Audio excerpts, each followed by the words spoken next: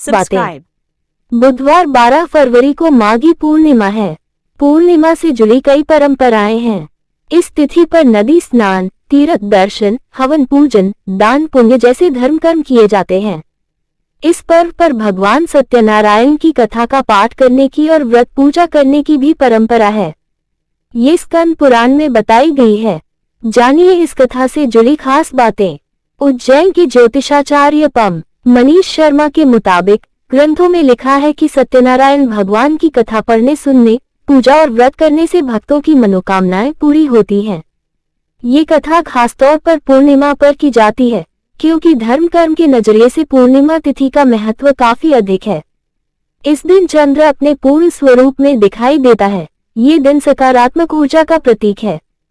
पूर्णिमा के बाद से चंद्र घटना शुरू हो जाता है।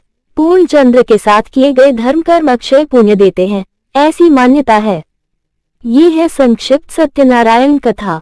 सत्यनारायण भगवान की कथा 5 अध्यायों में है। पहला अध्याय नारद मुनि और भगवान विष्णु से जुड़ा है।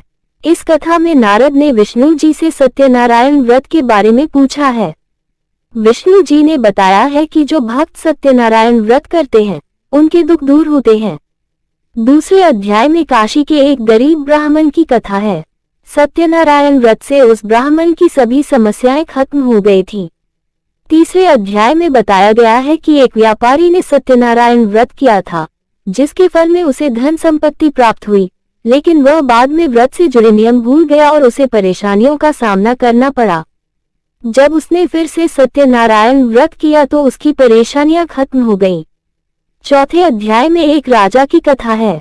राजा ने सत्यनारायण भगवान की उपेक्षा कर दी थी, इस वजह से उसका राजपाट बर्बाद हो गया था। जब राजा को अपनी गलती का एहसास हुआ तो उसने सत्यनारायण व्रत किया और उसका जीवन सुखी हो गया। 5वें अध्याय में निषाद पुत्र से जुड़ी कथा है। निषाद पुत्र ने सत्यनारायण व्रत किया था, जिससे उसका भाग्योदय हो गया। सत्यनारायण कथा का जीवन प्रबंधन। ये कथा हमें सत्य का पालन करने की और भगवान में आस्था बनाए रखने का संदेश देती है। झूठ और अधर्म के रास्ते पर चलने से जीवन में परेशानियां आती हैं। इसलिए हमें जीवन में सत्य को अपनाना चाहिए और गलत कामों से दूर रहना चाहिए। सत्यनारायण कथा करने की विधि। पूजन सामग्री: भगवान सत्यनारायण की प्रतिमा या चित्र, पंचामृत, दूध, दही, घी, शहद और मिश्री से बना पंचामृत, फल फूल, तुलसी पत्ते, भोग के लिए हलवा और चूरमा, नारियल, केले और आम के पत्ते, भगवान के श्रृंगार के वस्त्र आदि, कुमकुम, गुलाल, अबीर जैसी पूजन सामग्री, धूप, दीप,